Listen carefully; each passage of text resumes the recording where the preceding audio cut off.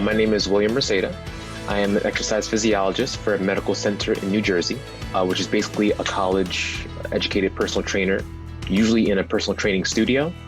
But I also, on the side, work as a personal trainer in a private studio, and on the weekends, I deliver for Amazon. So actually, during the pandemic, I kind of got lucky and had an increase of free time. So I found myself doing a lot of small projects and updates to the house, making it more of like a smart home, and buying like my first personal cloud device.